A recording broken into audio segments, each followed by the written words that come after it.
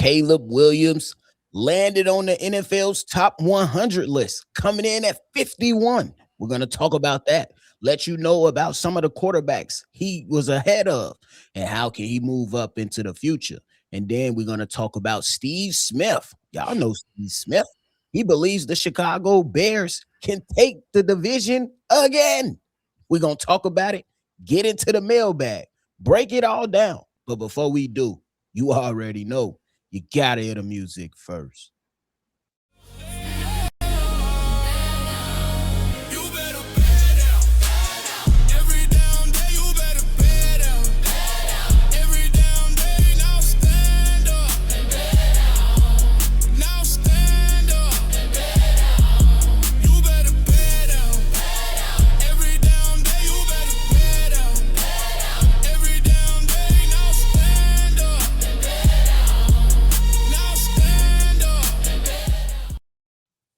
What's going on, Chicago Bears fans? Welcome back into another episode of Chicago Bears Central, your number one spot for everything Chicago Bears. I'm your host here, Bobby, joined by C-Dub. So if you're tuned in, make sure you hit that like button and subscribe to the channel. Don't freeload on today's episode. Support the channel in the easiest way possible. C-Dub, what's the word?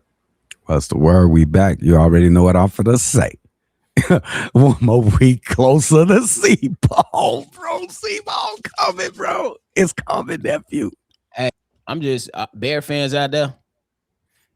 If you a football fan and a basketball fan, this is about to be an electric fall and winter for us sports fans.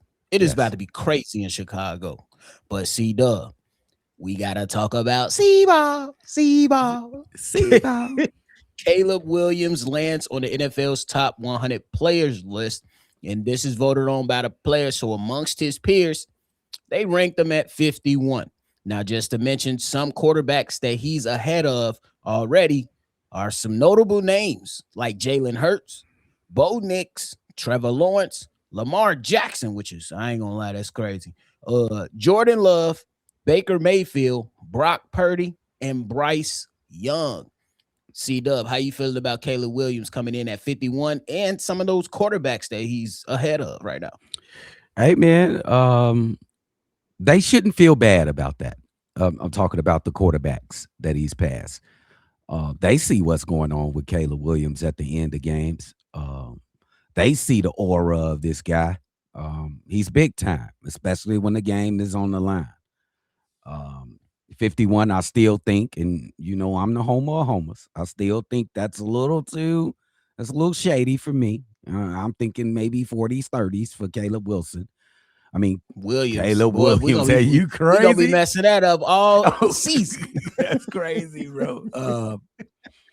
But then when you sit back and look at it, I'm just going to say that they gave him this position with all that aura and all that excitement that he brought to the NFL as a whole, probably because his stats. And, you know, I'm saying the stats are bad, but they okay. They good stats. They're not over 4K. You ain't got the over 30 touchdowns and stuff like that.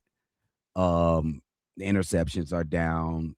Like, soon as he gets his stats up, then we'll see the requisite hike in his ranking in this league. I do think he's still one of the best players in the NFL. I think a lot of people can think so too, because what counts is winning. And this kid, when it's time to win, I don't want any other quarterback but C-Ball. Simple as that.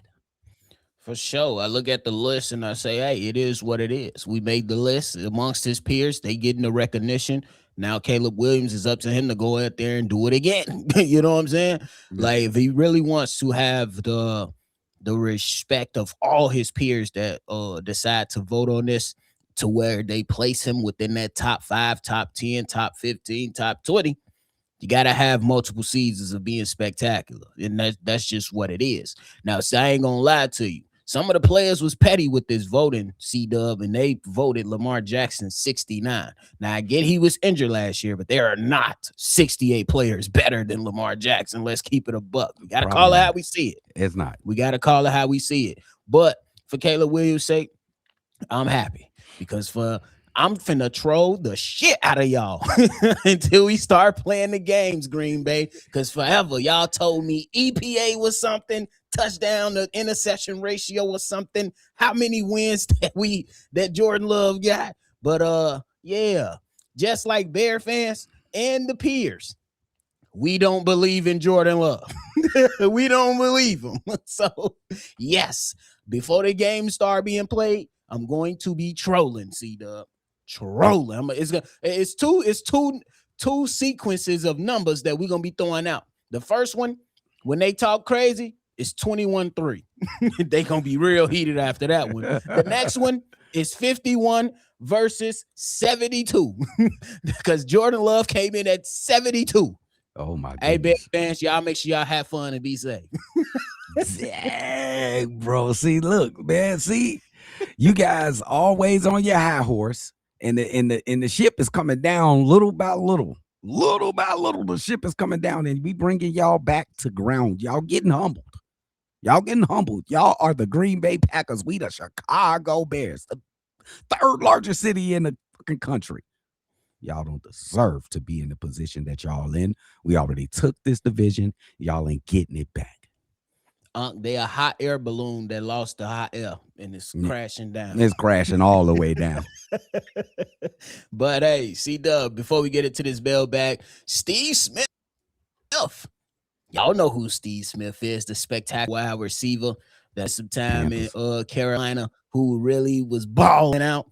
He has some interesting comments on his podcast, and I'm going to paraphrase this, but essentially, he believes that now with this young wide receiver group, first he said, Ben Johnson doesn't fear a defense. Then he says, with the play calling and these young pups that's in his wide receiver room in their versatility, essentially, he's what he said, the Bears can take the division again. What is it going to take, and do you believe him? Absolutely, I believe him. The Chicago Bears, I think that everybody can see the talent that this receiving core has. You got hunger on this receiving team. You got guys trying to prove doubters wrong. You got guys trying to go to that next level on this wide receiver team. Plus, you got young legs. You got speed. Man, they're gonna be hard to deal with, especially when you got a guy like Ben Johnson, a fucking mad scientist, drawing up the plays for these guys. Man, this is gonna be nasty for defenses to defend all season. I hope they ready for it, bro. Because a guy like Luther Burton, who I think is the fire starter when it comes to the wide receiver group, he got drafted in the second round, and I think he's really pissed about that. He has been a number one receiver his whole entire life. I love Rome Odunze. I hope that he can keep being the number one receiver, but it all going Luther Burton is gonna be the guy to push us over the top, bro. And Rome gonna play a part too. I'm not trying to be divisive, but Luther Burton is going to be the one where everybody like, who is that? Oh, y'all know who that is. That dude from Missouri. Y'all know who he is, bro. No, bro.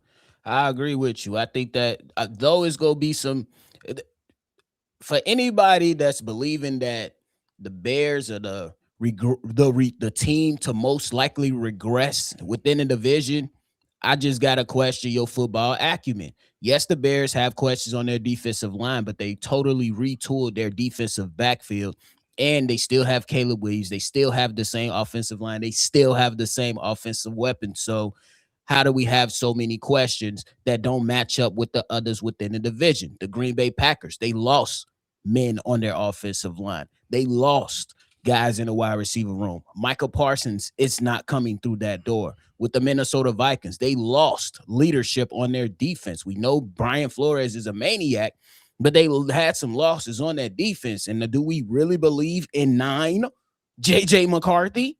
Do we believe in Kyler Murray? No. Or do you more so place your belief in Kevin O'Connell? We'll see. with the Detroit Lions. You do have the easiest schedule, which could be a caveat. But then at the same time, you lost guys on your defense again. Mm-hmm. Again. Yep. So while the Bears have questions, these other teams around the division have questions too. May the best team win. May the best team win. Yeah, just to quickly add, the Detroit lost Ben Johnson, and you can see an obvious deflation of play from the Detroit Lions. You can see an obvious they was less than what they were in previous years. Yeah, because of obvious Ben Johnson. Drop off. It's gonna be interesting. It's gonna be interesting. A lot of things gonna come into play, and I think that the Bears could potentially do it, go and get there another division title. But I think we need to be focusing on bigger stuff. But one step at a time. We want the division, but we need bigger stuff too. Oh, bro. What Drake say? I need some really big rings. What you talking about? They be coming in on me. We need that.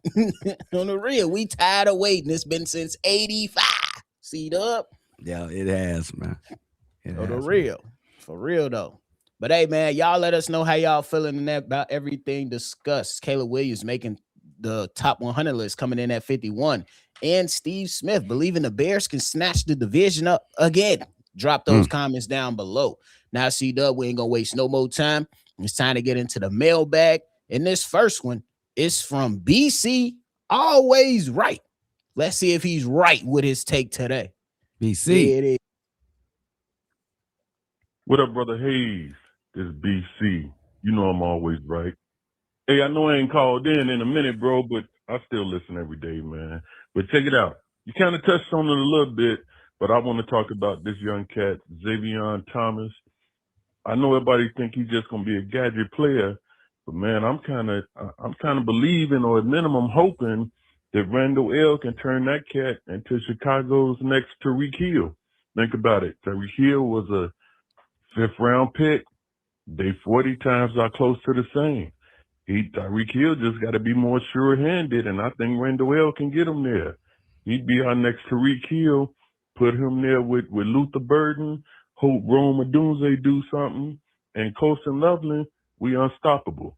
But yeah, I think that kid gonna be more than a gadget player. I think he gonna be special once Ben Johnson and Randall L get their hands on him. I'll holler at you, man. Bed down till the world blow up. Oh, bro. Definitely. BC, I heard that in a long time. Go ahead. Love the take. Oh, bro. C-Dub, how you feeling? Hey, man, shout out to my man. He said to the world blow up. I ain't heard that in a couple of years. Yeah, you know hey, bro. Zach Thomas. Xavon Thomas. I'm sorry. Xavon Thomas. I know you hear that gadget player, but I want to change the name of it. Let's just call it a playmaker. Because when I look at Xavon Thomas, I think that he can definitely line up on a flank. He can line up in the slot. He can line up in the backfield, take handoffs, take sweeps, whatever you want to do with a running back. He can do that. And he also can kick and punt return if you need him to go back there and do that. The speed that this guy possesses, the good hands, he got good enough hands, and his wiggle, his elusiveness on the football field. I'm gonna call it not a gadget player, but a playmaker. I think that's a great way to look at it. BC said that he believes, or he wants to see if Ben Johnson can make Xavon Thomas his Tyreek Hill. If that happens, oh my God, just get ready for an explosion on the offensive side of the ball. Now, one thing that I'm gonna take away from it, C-Dub, remember last year we got to the point and saying, Ben Johnson, stop handing the ball off to DJ Moore, please. Mm-hmm. I don't think we're going to be saying that this year. Nope. I don't think we're going to be saying that this year about Xavon Thomas, and that's not to discredit DJ Moore. It's just that DJ Moore is really good as a wide receiver. To your point, this young kid with that speed has the potential to be really, really good as a playmaker. Yep. We'll see what happens, though. Obviously, he might have some growing pains, or maybe he might hit the ground running. We're going to see it. Yes, we'll see. Yep. For sure. Appreciate the call, BC. You might be right, brother. But we gonna see once them games start being played. But hey, appreciate the call. C-Dub, time to get into this next one. This next one is from DJ. DJ. Cue the button.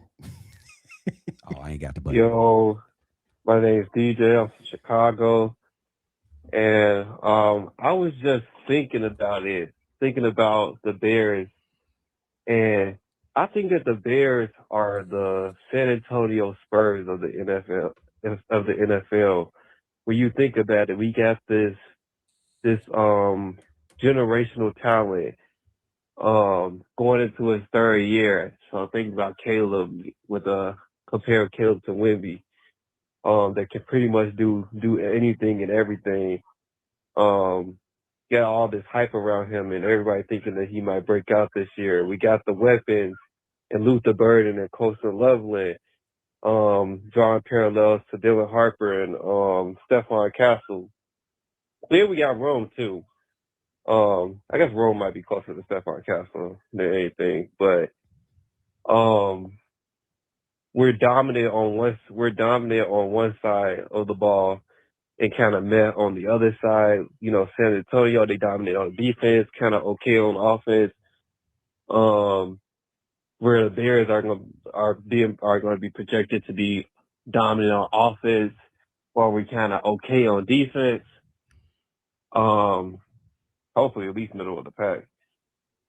So yeah, I was just thinking about it, and even going back to like how we got these giants in the AFC, the Seahawks and the Rams, like how this season the San Antonio Spurs had to beat the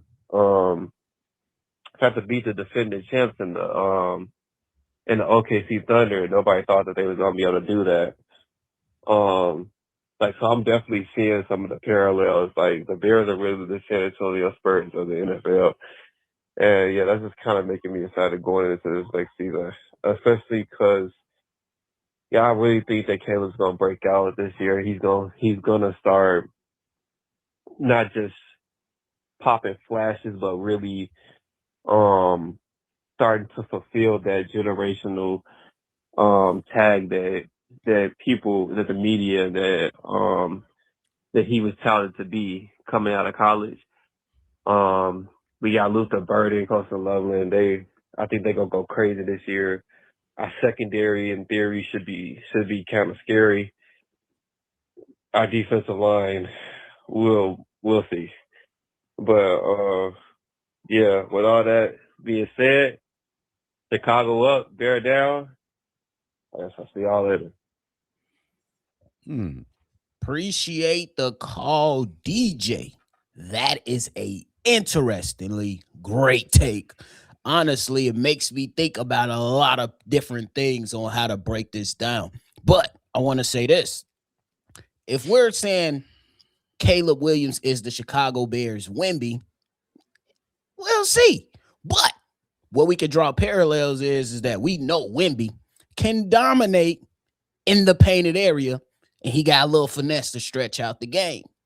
We know Caleb Williams can dominate the fourth quarter and has the clutch gene, and then kind of, make some choices early in the game. All season long with both players, if I'm trying to draw the parallel here, we looked at Wemby and was like, bruh, get your ass in the paint. Yeah. And we looked at Caleb Williams and was like, bruh, act as if the first quarter is the fourth quarter, please. So both players still have some growing pains.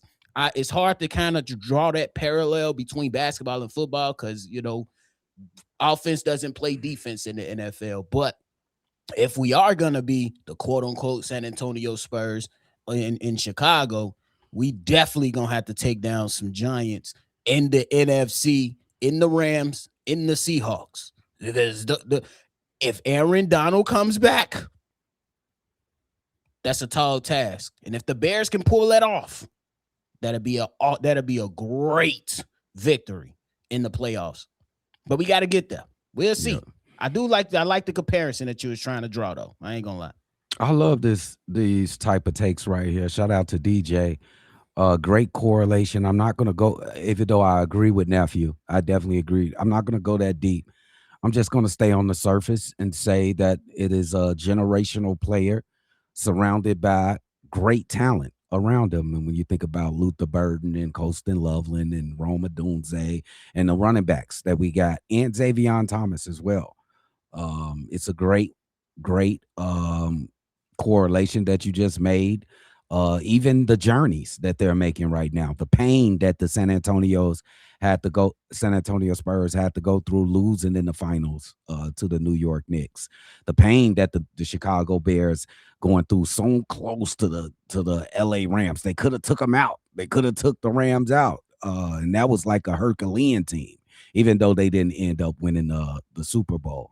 I think it was a great thought, DJ. I want to hear more from you. Make sure you come back next week with a different take. That was a good little. That was different, and we like different, especially you love different, bro. For real though. But appreciate the call, DJ. C-Dub, we about to get into this next one, and then this from one of my veterans. This from Ant, the Army vet. Here it is. Yo, what up, fellas? This is Ant, the Army vet. Calling in because training camp is officially started. Yes, let's get it. You know what I'm saying? But I want to ask y'all a few questions about training camp. I know it's been talked about a whole lot, but I'm really interested to know what's the one battle in training camp, position battle, that y'all looking forward to seeing? And what's the sleeper battle in training camp that people not paying too close of attention to? And who y'all paying attention to in those battles, and who you think gonna come out on top? Because I'm really interested to see, you know what I mean? I know everybody's gonna have a whole lot to say about the defensive line and this motivated person, that motivated person, all that stuff, but it's a lot of names that we see on these lists that we ain't paying attention to. A lot of these rookies that's coming up, and who gonna really have a hot hand when it comes to the rookies. You know what I mean? And how we going to go about seeing if one of those can crack, a starting position. Me, myself, I'm not knowing. I've been waiting for this time because now it's about to get real. We what, 3 full weeks at the most from preseason C-ball? You know what I mean? We almost there. We get into the nitty gritty to where football is going to be back, and I can't wait. I think that's it. Yeah. For sure. And you cut out there, but we appreciate the call. We got enough of that. You know what I'm saying? To help us move on. C-Dub, what you got? What's up, Ant? I got a couple of competitions that I'm looking at. First, I'm gonna start on the second cornerback on the side of Jalen Johnson, and I think that's going to be between Malik Muhammad and Tyreek Stevenson. Who do I think can pull it off is Tyreek Stevenson. I really like his game. I think it's getting a little bit overblown that he's a knucklehead. I don't see that narrative. He did make, I guess you can call it, colossal mistake, but I don't think it was that big a mistake. I see everybody trying to pump up the crowd all the time. So I don't know, but I guess you can call it a big mistake. And I wouldn't be surprised if Malik Muhammad wins it either, because he's a very talented young kid, and he might come into training camp and have a great training camp and just surpass Tyreek. But I'm gonna ride with Tyreek with that one. And then I'm gonna go to the third wide receiver, or the slot wide receiver. I think that's going to be between Jade Walker and what's my man's name from Khalif Raymond. Khalif Raymond. Of course, the familiarity with Ben Johnson is crucial for Raymond, but I love Jade. When you ask him to come in the game and make a big play, that's all he does. He doesn't get a lot of targets. He just makes the most out of his targets and catches them for game-winning touchdowns, or game-tying touchdowns, or long third down, first downs. I like Jade Walker. I think he's a baller. He's a great human being. That ain't got nothing to do with the play on the field, though. And shout out to Raymond, but I'm riding for Jade. For sure, and I like that. And for the cornerback 2 battle, just a question for all you all. Are we forgetting about Terrell Smith? Yeah. What he gonna have to say about that? Nothing. We gonna figure it out though. But the interesting one, that sleeper one, is the linebackers. We know we went out and got Devin Bush. We know we got TJ Edwards. But what about DeMarco Jackson? Is Hippolyte gonna have something to say? What about Jack Sanborn? It's gonna be interesting. And I'm gonna throw one more sleeper at you, C-Dub, and you gonna jump for joy. The center position. We know Bradbury, or we believe, most of us believe Bradbury is gonna be starting. What if Ben Johnson and the offensive coaching staff say, to hell with that? Logan Jones is ready. So we're going to be watching that closely. Come on, Logan. That closely. We're going to be watching that one closely, B. I'm glad you brought that up, nephew. I think you did that for me. It ain't even my birthday, bro. Hey, I need that to happen. You know what I'm saying? Your birthday passed, you out. I ain't got nothing to get. I ain't got nothing against Bradbury, bro. I know. I know. I just know. But hey, appreciate the call, Ant. You did cut out there, but we definitely got enough information from you to where we say, hey, you still on the show. Appreciate you. Bro. All right, C-Dub, we're going to get into this next one. This last one is from Milton, the Dark Knight. Yo, Chicago Bears Central alongside them Cognac Boys. What it do is Milton, the Dark Knight, calling in from Virginia Beach on this beautiful weekend. As always, let's go ahead and get into it. Well, training camp is coming upon us, so I'm getting excited to see how not only our rookies, how they're going to make that move over to the NFL. I'm definitely intrigued about that, but I definitely am intrigued more about our brand new secondary with our new players and acquisitions that we had during this offseason, and seeing how well they gel in with Dennis Allen's schemes. And hopefully Dennis Allen cooked up some brand new schemes on his side of the ball. As far as on the offensive side of the ball, I definitely want to see Rome take that step up. As much flack I give him, though, I still wouldn't trade him for anything to do. Still got some balling skills. And that leads me up to my point. Some of the fans out here really do need the touch reality when it comes to when we draft players or acquire players. It's like they figured that once we acquire these players, especially like the rookies, that, okay, that's automatically going to fix the problem. Or just like how we didn't address the pass rush this offseason or anything like that. Oh, yeah, a pass rush is going to save our team and we're going to be better. No. Like this team, I'm going to trust the process. I don't agree with it, though. I'm not saying we needed to go out and break the bank on anybody, especially those vets that's still in the free agency market. But I'm just going to trust the process this season, and if it doesn't work for whatever reason, then we can just revisit it as the season goes on, and definitely when next offseason comes. So, but especially, and another thing would be, I just, with the fans, they just like, or even some of these so-called pundits or experts, they'll be like, well, you know, Chicago Bears isn't this, and, you know, we're still getting flack from people that's still saying that.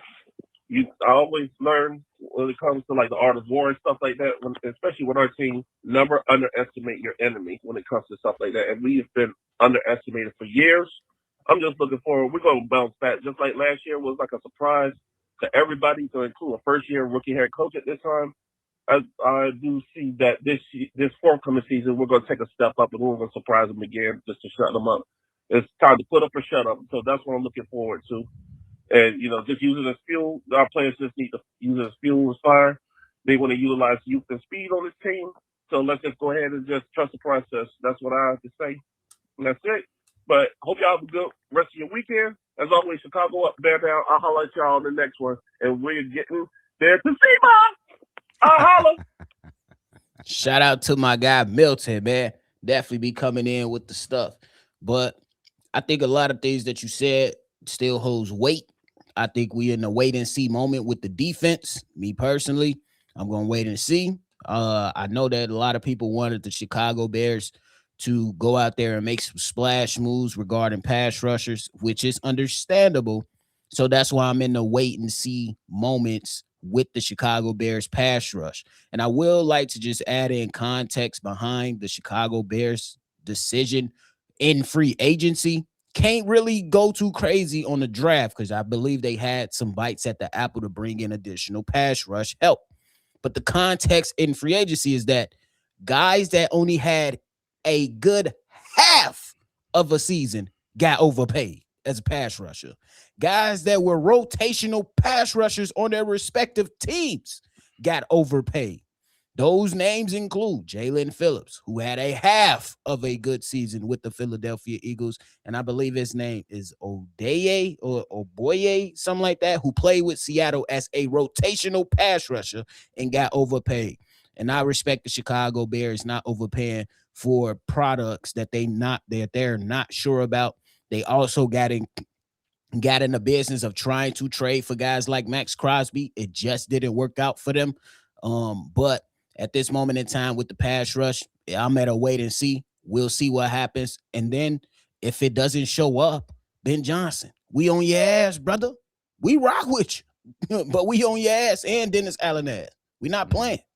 We need the pass rush. Yeah.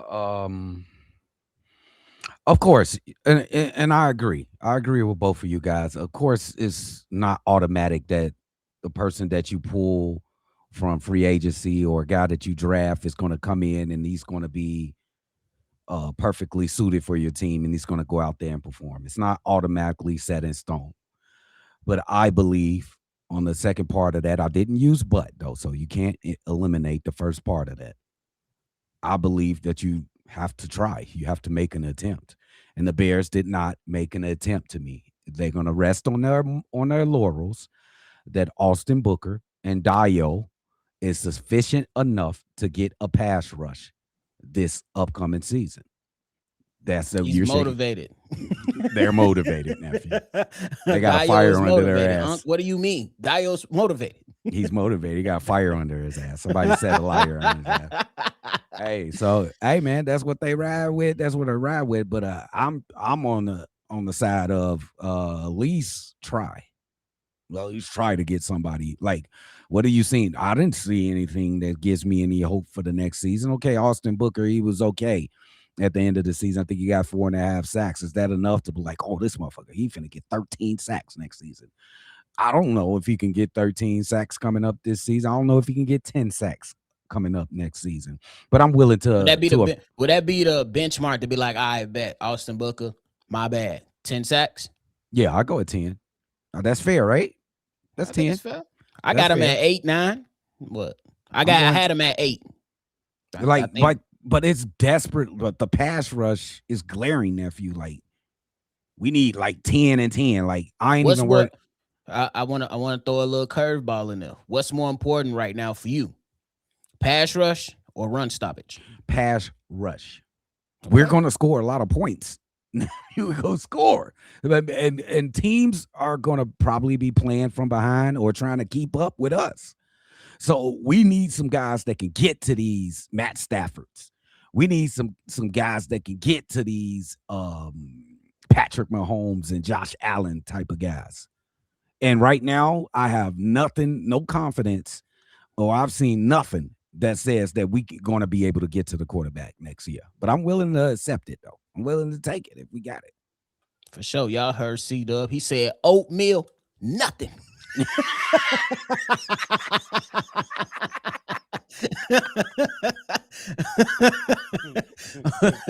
But hey, man, great mailbag episode, bro. You got anything left?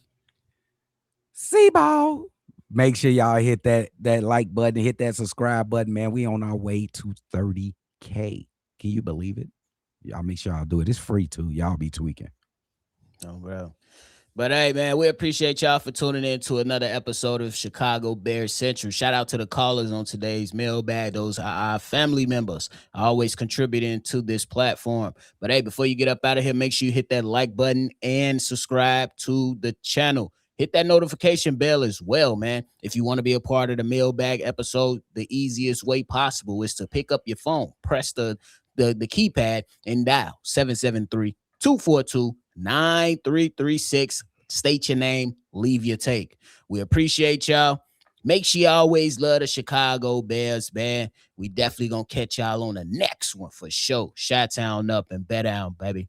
Peace.